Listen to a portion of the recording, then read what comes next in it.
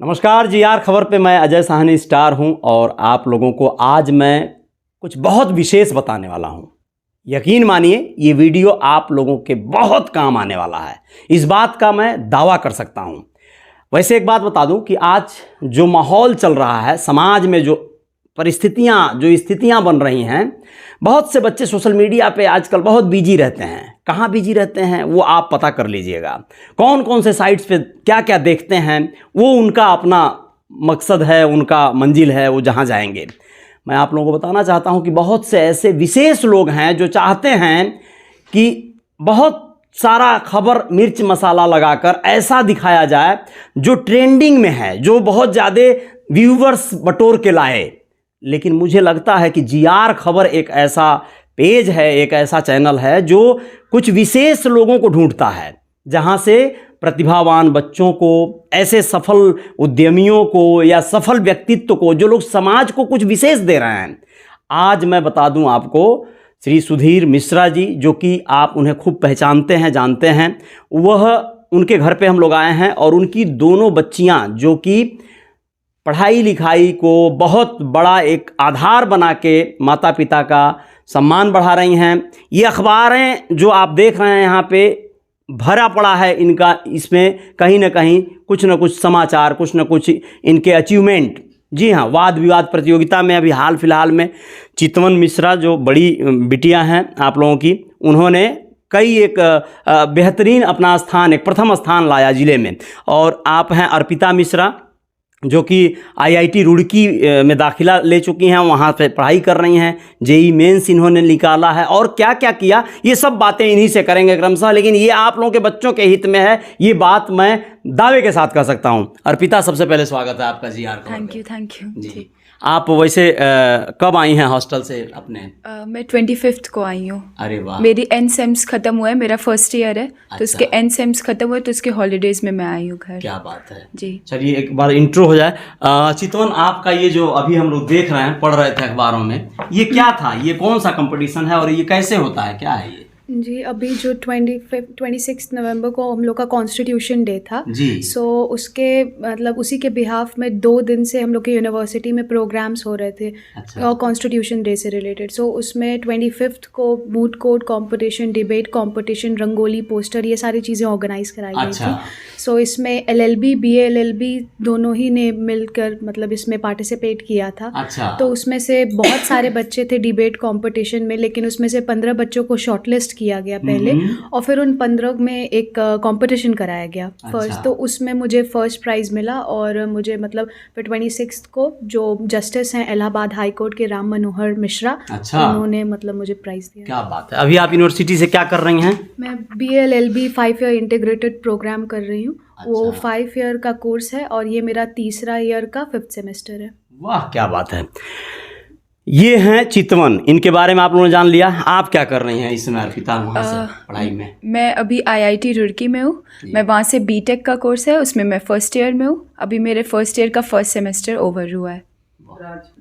आप branch chemical engineering है। Chemical engineering से आप जो है वहाँ पे पढ़ाई कर रही हैं। आप लोगों को बता दें कि आप लोगों ने इनको बोलते या जो भी वाद विवाद प्रतियोगिता में शामिल होते, किसी भी भाषण संभाषण में, यहाँ बता दूं कि मुख्यमंत्री अवार्डेड हैं ये दोनों बिटिया। कई बार यहाँ पे ज़िले में इन्होंने टॉप किया है। और आपको बताएं कि ये सारी उपलब्धियाँ इन्हें ऐसे ही नहीं मिली हैं। ये कह सकते हैं आप कि एक बेहतरीन मतलब गार्जियनशिप में इनकी परवरिश हुई है। एक शानदार माता पिता के द्वारा इनको जो है पोषित किया गया है, इन्हें एक तरह से प्रशिक्षित किया गया है। और शुरुआत से जब आप एकदम जड़ में जो है आप बेहतरीन तरीके से आप नर्सरी करते हैं, एक तरह से आप पौधों को सही खाद पानी और सारी चीज़ें जब उपलब्ध कराते हैं, देते हैं, और क्या उन्हें ज़रूरी है और क्या नहीं ज़रूरी है, इन सब चीज़ों का जजमेंट कर पाते हैं, तो आप एक सही माता पिता के रूप में रोल प्ले कर पाते हैं और तब जाकर बच्चे इस तरह से निखर कर निकल पाते हैं। आप लोगों को बहुत सारी बातें बतानी हैं। आपका क्या रूटीन है? जैसे शुरुआत में आपने जैसे कहाँ से पढ़ाई किया, बेसिक जो है?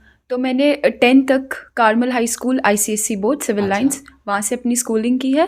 एंड देन 11th 12th में मैं रेजोनेंस कोचिंग का पार्ट थी। अच्छा। वहाँ से मैंने जेई मेंस की प्रिपरेशन की एंड फिर मैंने जेई एडवांस की प्रिपरेशन चालू की। अच्छा। तो उसके बाद मैंने जेई एडवांस को भी क्वालिफाई किया एंड तो अभी तो मैं आईआईटी रुड़की में ही हूँ। हाँ। आपने ये जो नॉन स्कूलिंग किया ये कहाँ से किया था?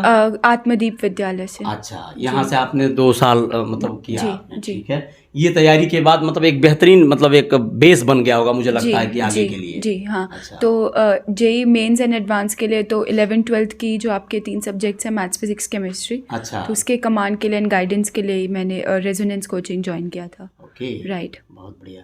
अच्छा, तो ये बताइए जो आप कर रही हैं, आप यहाँ से जब निकलोगे तो आपका क्या करियर होगा, क्या मतलब इसका बेनिफिट होगा, क्या इसका वर्ल्ड वाइड, क्या इसका स्कोप क्या है? तो मैं बताना चाहती हूँ कि जिस कॉलेज में मैं हूँ, आईआईटी रुड़की, वो इंडिया के one of the top colleges में से है जी, फॉर जी। इंजीनियरिंग। तो अब जब मैं बीटेक कोर्स यहाँ से कंप्लीट करती हूँ तो आईआईटी में वो नोन है फॉर हाई प्लेसमेंट्स। हाँ जी। तो बीटेक जो ग्रेजुएट्स होते हैं वो मतलब इंडिया में and not just India, world में भी, तो इंडिया में सबसे ज़्यादा जो हाईएस्ट पैकेजेस जाते हैं अच्छा। आफ्टर प्लेसमेंट्स, जो हमारा ऑन कैंपस प्लेसमेंट होता है, उसके लिए आईआईटीज़ फेमस है। तो हम बट उसके साथ साथ जो यहाँ का करिकुलम है एंड जो एटमॉस्फेयर आईआईटीज़ प्रोवाइड करते हैं, अच्छा। वो बहुत डिफरेंट होता है जो बाकी इंजीनियरिंग कॉलेजेस हैं। शायद इसी वजह से उनके आईआईटीज़ को टॉप कॉलेजेस बोला जाता है फॉर इंजीनियरिंग। तो बेसिकली यही है कि आईआईटीज़ में एज अ रूल सारी जो डिफरेंट कंपनीज होती हैं वो आती हैं प्लेसमेंट्स के लिए, लाइक गोल्डमैन सैक्स and Microsoft and different companies.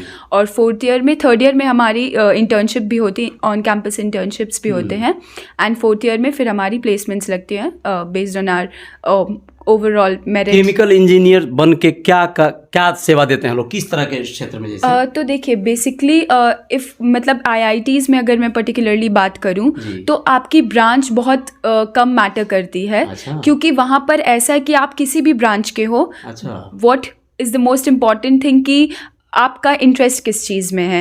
ये मैटर नहीं करता है कि आपकी ब्रांच केमिकल इंजीनियरिंग है तो आप कोर में ही जाएंगे और या आपको उसी फील्ड से एसोसिएट होना पड़ेगा एंड ओनली जो कंप्यूटर साइंस का एक स्टूडेंट है वहाँ पर वही टेक कंपनीज़ के लिए अप्रोच कर सकता है या वही प्रोग्रामिंग कर सकता है फॉर एग्जांपल।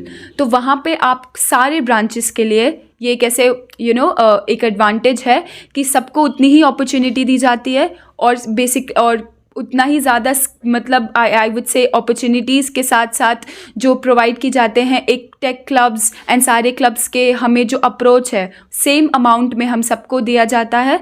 तो बेसिकली आपके इंटरेस्ट पे मैटर करता है कि आप किस फील्ड में जाना चाहते हैं, आप कौन सा फील्ड परस्यू करना चाहते हैं। आप लोगों को बता दें ये बातें जितनी जानकारियां हम लोग निकालना चाहेंगे या जानना चाहेंगे वो सब मतलब कम पड़ जाएंगी, समय कम पड़ जाएगा। इतना ज़्यादा इन्फॉर्मेशन है, इतना ज़्यादा कलेक्शन है इनके पास, बोलने का जो फ्लुएंट है, जो भाषा शैली है, वो सब भी आप लोग अंदाज़ा लगा रहे होंगे कि किस तरह से मतलब आज ये बच्चे जब बड़े होंगे और जिस पद पे जहाँ भी कार्य करेंगे तो वहाँ पे क्या इनका रुतबा होगा।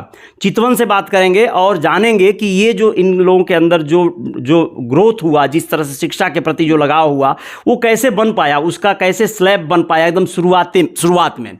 चितवन कौन है आपके एकदम आइडल, जैसे कि नहीं होता है कि माता पिता या परिवार के और कोई लोग किसी पोस्ट पे हों तो उनको देख के इंस्पायर हुई आप, या कैसे मतलब क्या बनना है फ्यूचर में, कैसे क्या करना है?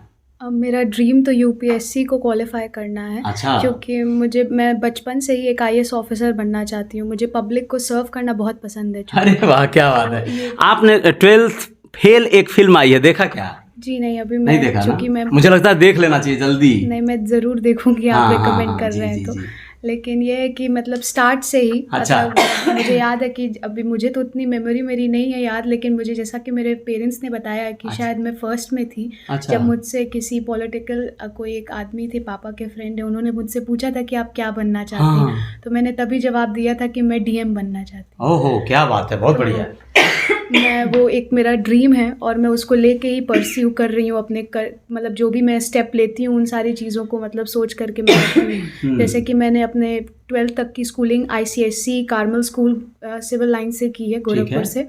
उसके बाद मैंने आगे मुझे यूपीएससी चूँकि करना था तो दिमाग में मेरे क्लैट एग्ज़ाम को क्वालिफाई करना था। अच्छा। तो उस वक्त चूँकि मैंने इतनी कोई तैयारी नहीं की थी उस वक्त। ये क्या होता है जो आपने कहा? क्लैट 5 ईयर इंटीग्रेटेड जो लॉज चल रहे हैं BA LLB कोर्स है। अच्छा, हाँ सो जी। वही कोर्स को आप क्वालिफाई करने के लिए क्लैट एग्ज़ाम देते हैं। अच्छा। तो उसे आप परस्यू करते तो उसके बाद आपको उसके लिए कोई कोचिंग लेनी पड़ती है क्या? हाँ, उसकी प्रिपरेशन होती है। अच्छा, वो एक ठीक है। अच्छा मतलब नेशनल लेवल का एक कंपटीशन है। हाँ जी। सो ऑल्दो मुझे इसकी जानकारी थोड़ी सी लेट मिली थी और मैंने इसकी तैयारी नहीं की थी। अच्छा। क्योंकि मैं 12th में वो कहाँ से किया जा सकता है? आप कहीं से भी कर कहीं सकते हैं। कहीं से भी आप ऑनलाइन भी कर सकते हैं, कोचिंग से भी जा करके मतलब ऑफलाइन कोर्सेज भी अवेलेबल हैं उसके लिए। अच्छा। सो वो नॉर्मल जैसे आपकी क्लासेस चलती हैं, जैसे IIT की प्रिपरेशन होती है, JEE की और नीट की, वैसे क्लैट की भी आप दे सकते हैं। अच्छा। ये BA LLB के लिए होता है। ठीक है।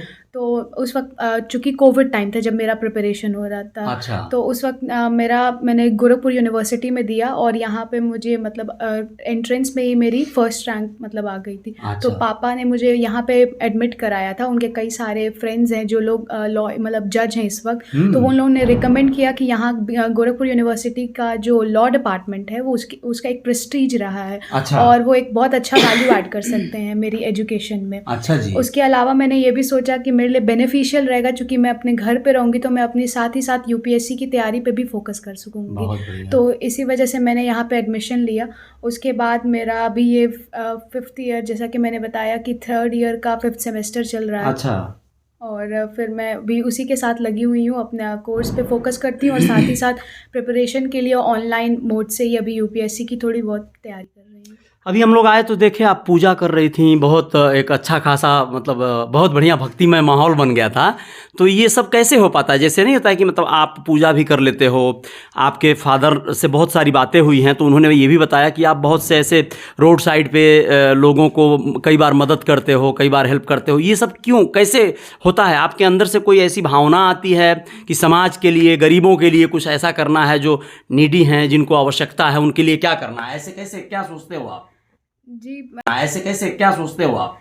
जी और ये पूजा वगैरह भी कैसे होता है? मतलब इतना आस्था जैसे कैसे आती है ये? मतलब पेरेंट्स से या बाप दादाजी को या अन्य किसी को देख के, या कैसे आप देख रहे हो इन सब चीज़ों को, कैसे मैनेज कर रहे हो? नहीं, वो इसमें मैनेजमेंट का कोई बात नहीं है। बेसिकली ये आप पार्ट ऑफ लाइफ है। ये बेसिकली ये आपकी बिलीव है, आपका फेथ है। आपको जो अच्छा लगता है और आपको जिसमें शांति मिलती है, आप वो काम करते हैं।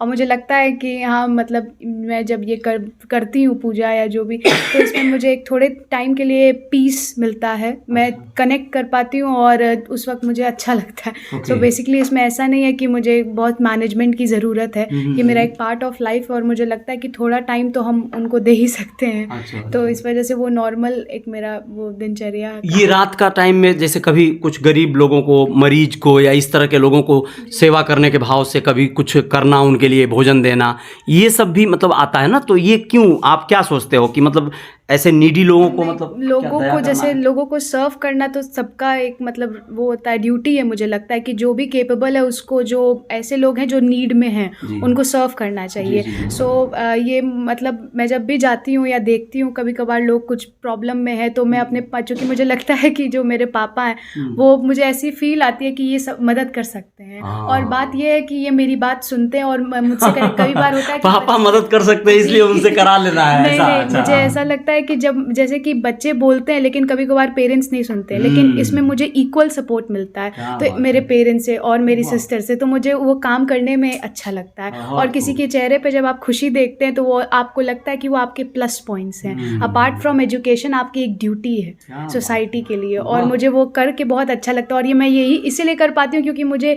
मेरा एक बैक सपोर्ट है जो मेरा फाउंडेशन बिल्ड कर रहा है, जो मेरे पेरेंट्स और मेरी फैमिली है। सो अगर शायद उन्होंने मुझे फर्स्ट स्टेज पे ही रोक दिया होता तो मैं ऐसा कभी सोचती भी नहीं। आप लोग दोनों लोग बहुत फ्लुएंट इंग्लिश बोलती हो, ये कैसे हो पाया? कैसे, मतलब ऐसे आमतौर पे गोरखपुर में हम लोग और लोगों से मिले, बच्चों से मिले जो इंग्लिश मीडियम स्कूल में भी पढ़ाई कर रहे हैं, वो भी इस तरह से नहीं बोलते हैं। जबकि मैं समझ रहा हूँ, आपका स्पीच मैंने देखा, सुना कई बार।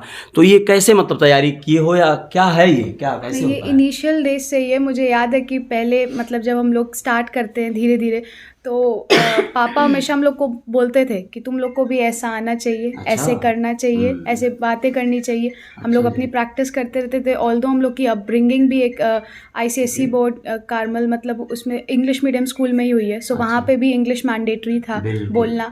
उसके अलावा घर पे भी हम लोग जब अगर हिंदी में भी कुछ बोलते थे तो पापा उसमें बोलते थे कि मैं चाहता हूँ कि तुम लोग इस तरह से करो, क्योंकि प्रैक्टिस बहुत ज़रूरी होती है। तो वो एक मतलब मुझे लगता है कि वो फैमिली का ही एक रहता था कि हम उस तरह से बोले। अपार्ट फ्रॉम दैट हमारे कुछ कज़न्स हैं जो लोग बाहर रहते हैं। अच्छा। सारे, तो उन लोग से बात करना और उनकी एक्सेंट को कैच करना, अच्छा। उस एक्सेंट में बात करके फिर उन मतलब वो सीखना, तो इसी तरह से धीरे धीरे आया है। बहुत ये आप starting एक्सेंट बोलते हो कौन सा है? ब्रिटिश ब्रिटिश ना? प्योर ब्रिटिश है ये अभी तो। वाह क्या बात है। मम्मी है इनकी और जानेंगे आपसे कि बच्चों को इस तरह से देखकर जैसे बोलते हुए पढ़ते हुए कैसा लगता है आपको, क्या लगता है? नहीं, किसी भी गार्जियन को जब उनके बच्चे पढ़ते हैं, आगे बढ़ते हैं, तो हर गार्जियन को बहुत अच्छा लगता है। और मैं भी एज अ मदर मुझे बहुत खुशी होती है। और लेकिन अभी ये लोग स्टूडेंट है, पढ़ रही हैं, तो मुझे लगता है कि अभी इन लोगों को मेहनत की बहुत ज़्यादा ज़रूरत है, क्योंकि अभी किसी पद पे नहीं है, अभी ये लोग स्टूडेंट ही हैं। तो उस चीज़ को बनाए रखें। और बच्चों की शिक्षा के साथ साथ मुझे लगता है उनके अंदर एक अच्छा इंसान बनना और एक संस्कार होना भी, डेवलप होना साथ साथ बहुत ज़रूरी है। पढ़ाई तो सब बच्चे कर ही रहे हैं, लेकिन एक समय के बाद मुझे लगता है बच्चे, मोस्टली बच्चे ये सब चीज़ें जब बाहर जा रहे हैं तो धीरे धीरे भूलने लग जा रहे हैं। बड़े छोटों का लिहाज या संस्कार अपना, कि सम्मान करना बड़ों का, कैसे बात करना है समाज में, परिवार में कैसे रहना है, उठना बैठना, खाना पीना, हर चीज़ एक शिक्षा के तहत आता है। केवल हम ये नहीं है कि केवल बस किताब पढ़ रहे हैं वही हमारा। आपकी शिक्षा दीक्षा कितनी है? हमने शादी के पहले मेरा मतलब PG था गोरखपुर यूनिवर्सिटी से, और फिर इन लोगों के होने के बाद फिर मैंने B.Ed किया था अलीगढ़ यूनिवर्सिटी से। जी। तो इनको तो आपने खुद पढ़ाया होगा काफ़ी कुछ? हाँ, 6, 7, 8 तक तो मैंने मतलब मैं घर पे पढ़ाती थी इन लोगों को, क्योंकि इंग्लिश मीडियम था इन लोगों का। तो हाँ, मैं काफ़ी देखती थी। और ये भी बहुत मतलब साथ में वो रहते थे। इनका डर बच्चों के बहुत रहता था। आप कैसे मोटिवेट किए बच्चों को? जैसे कि आपका कैसा क्या रहा? जैसे आपका, मैं ये जानना चाहूँगा कि मान लीजिए आप क्यों बार बार इनको मतलब एक बार जैसे मोटिवेट करते रहे कि बच्चे मेरे जो है सबसे अलग दिखें या सबसे अलग बोलें, मतलब आपने उनको गार्जियनशिप जो दिया। जी, एक चीज़ और मैं बताऊंगी कि इनका जो ये DM का वो था, जब ये 3 साल की थी। अच्छा। तो जब इसके मुंह से ये चीज़ खैर निकली थी। जी। लेकिन तब से और आज तक इनका जो एक बच्चों के प्रति हमेशा एक मन में डालना कि नहीं, आपका ये टारगेट है, तुमने कहा है तो तुमको ये, जैसे बच्चे वादा उनको याद दिलाना। हाँ जी। बच्चे भूलने लग जाते हैं, बड़े होते हैं तो समय के साथ साथ फिर उनका लक्ष्य भी, उनकी एक्टिविटी चेंज होती है, तो फिर जो है शायद मकसद बदलने लगता है। अच्छा। लेकिन इन्होंने उस चीज को हमेशा बच्चों के दिमाग में बनाया रखा कि उनका ये था कि मुझे IIT करना है। अच्छा। इनका ये था कि भाई DM तुमने कहा है तो तुमको उस चीज को करना है। और इनका ऐसा एटीट्यूड भी रहा है। जी। लेकिन इनका जो एक मोटिवेशन रहा है बच्चों के प्रति, हमेशा अच्छी अच्छी जगहों पे ले जाना, बड़े बड़े लोगों से, जैसे अधिकारी लोगों से मिलाना। और ये दिखाना कि देखो इस पद पे आने पे एक जो शिक्षित व्यक्ति होता है उसका कितना सम्मान होता है, कितना है। तो ये पैसे से ज्यादा मतलब ये चीजें जरूरी हैं। जी। तो इनका एक बहुत बड़ा रोल रहा है बच्चों का, मतलब और एक जो एक पेरेंट्स का एक डर भी होना चाहिए बच्चों को। जैसे आजकल धीरे धीरे चीजें थोड़ी सी खत्म होती जा रही हैं। दंगल फिल्म देखे थे हम लोग, उसमें जो है पानी पूरी खाने के लिए बच्चे लालायित होते हैं। आमिर खान साहब जो कि महावीर फोगाट के रूप में भूमिका निभाए थे, वो अपने बच्चों को डांटते भी हैं और उन्हें रोक देते हैं। डांस करना चाहते हैं बच्चे किसी शादी में तो उन्हें बहुत फजीहत करते हैं, बाल कटवा के छोटा कर देते हैं। लेकिन उसी फिल्म जगत में कई एक फिल्मों में ये भी कहा जाता है कि भैया बच्चे जो बनना चाहेंगे वो बनने दो, काहे के लिए माँ बाप को चाबुक लेके खड़े रहने की ज़रूरत है, उनका जीवन है, उनको जीने दो। आप किससे प्रभावित हो गए, कैसे ये हुआ? मुझे ये लगता है कि ये सब जो है मैं देखता रहा कि मेरे अंदर एक हमेशा शौक था जी कि ईश्वर कोई ऐसी शक्ति मुझे दे देते। अच्छा। कि मैं लोगों की मदद कर देता। उसके लिए मैं काफ़ी प्रयासरत रहा। संयोग से किसी न किसी कारण में नहीं वहाँ पहुँच पाया। हाँ जी। तो मुझे लगता है कि मैं इन बच्चों से ये उम्मीद किया कि जो तुम्हें करना है, अच्छा, उसको अच्छे ढंग से करो। जो करना है। जो करना है। आज ये मेडल आपको दिखाई दे रहे होंगे। जी जी जी जी, हाँ, अभी हम पूरा क्लोज दिखाएंगे सब। जितने भी मेडल्स हैं, अच्छा जी, ये जब मेडल्स मेरे बच्चे लाते हैं तो जैसे लगता है कि ये मेडल्स ये नहीं मैं जीता हूँ। क्या बात है। और जब ये मेडल नहीं लाते हैं तो लगता है मैं हार गया हूँ। अरे क्या बात है। तो मुझे यही लगता है कि बच्चों के प्रति बच्चे तो कर ही रहे हैं। हाँ हाँ हाँ। और हम अगर बच्चों से ये उम्मीद करते हैं कि बच्चे कुछ अच्छा करें, जैसे मेरे यहाँ एक टीवी लग रखी हुई है, अभी आप देखिए। अच्छा। हमको लगता है कितने दिनों से वो टीवी नहीं चली है। 3-4 साल के लगभग। हमको लगता है 4-5 चली ही नहीं है। और वो एक्चुअली इन लोग की तैयारी हमेशा रही है। हाँ तो ये होता है कि कुछ भी अगर मान लीजिए टीवी है तो जरूर हम ही कभी चला दी, या इन्हीं का मन है, अकेले हैं वो हर हाल में चलेगा। तो कहीं बच्चे ना उस चीज से डिस्टर्ब हो। और मोबाइल पैसे का अभाव था हम लोगों के पास। ऐसा नहीं है कि पैसे का अभाव नहीं था, कभी कभी रहा, पैसे का अभाव भी रहा। उसके बाद भी इनको आवश्यकता पड़ी कि ये स्कूल पढ़ाती थी एबीसी स्कूल में जी, ये एज ए टीचर पढ़ा रही थी जी जी जी। लेकिन जब बच्चों की जरूरत पड़ी तो इन्होंने एबीसी स्कूल छोड़ दिया और उसके बाद इन बच्चों का देख रेख किया। उसी साल इन दोनों लोगों का बोर्ड था, वो हाई स्कूल में थी और इंटर में थी जी जी। तो लॉकडाउन के समय घर पे ही रह के हम लोग ऑनलाइन ही तो फिर पढ़ाते थे बच्चों को। फिर जब छुट्टी हो गई तो इन लोगों की एक रूटीन मेरे हिसाब से बन गई थी। फिर मुझे लगा कि अगर स्कूल ज्वाइन करेंगे तो फिर इन लोगों का मतलब पढ़ाई पे उसका असर पड़ेगा, क्योंकि भाई स्कूल जाएंगे तो भाई पूरे दिन मुझे समय देना पड़ेगा। तो इन लोग की पढ़ाई ना डिस्टर्ब हो। तो फिर ये आया कि नहीं, पहले इन लोग का जरूरी है भाई, इन लोग का वो है, मेरा तो भाई स्कूल है तो फिर हम पढ़ा लेंगे। तो फिर इसलिए हमने छोड़ दिया था। और पेपर ने छापा इस चीज को कि सगी बहनों ने मचाया धमाल। वो एक हेडिंग है हमारे। आप लोगों को बता दें कि चितवन और अर्पिता मिश्रा दोनों सगी बहनें हैं और इनके माता पिता ने जो इनसे उम्मीद की उससे बढ़कर इन लोगों ने प्रयास किया। शिक्षा को इन्होंने एकदम अपना केंद्र बिंदु बनाया और शिक्षा के तरफ इस तरह का रुझान आमतौर पे बच्चों में बहुत कम देखने को मिलता है। बाबा साहब भीमराव अंबेडकर ने कहा था, शिक्षा शेरनी का वो दूध है जो पिएगा वो दहाड़ेगा। निसंदेह अर्पिता मिश्रा और चितवन मिश्रा दोनों लोग अपने स्कूलों में, कॉलेजों में या जहाँ भी अगर दहाड़ पाती हैं तो वो सच में शिक्षा की देन है। शिक्षा से जो लोग प्रभावित होंगे इस वीडियो को पूरी तरह से देखिएगा। देख लिए हैं तो लाइक वाला बटन दबाना मत भूलिएगा, शेयर कर दीजिएगा। हो सकता है कुछ लोग और शिक्षित हो जाएं प्रेरणा लेकर यहाँ से। और कमेंट बॉक्स में कोई भी क्वेरी हो, सुझाव हो, लिख भेजिएगा। जय जयकार जारी रहेगी। जीआर खबर पर बने रहिएगा और खबरों के साथ आएंगे। बहुत बहुत शुक्रिया, धन्यवाद, जय हिंद। कट करो।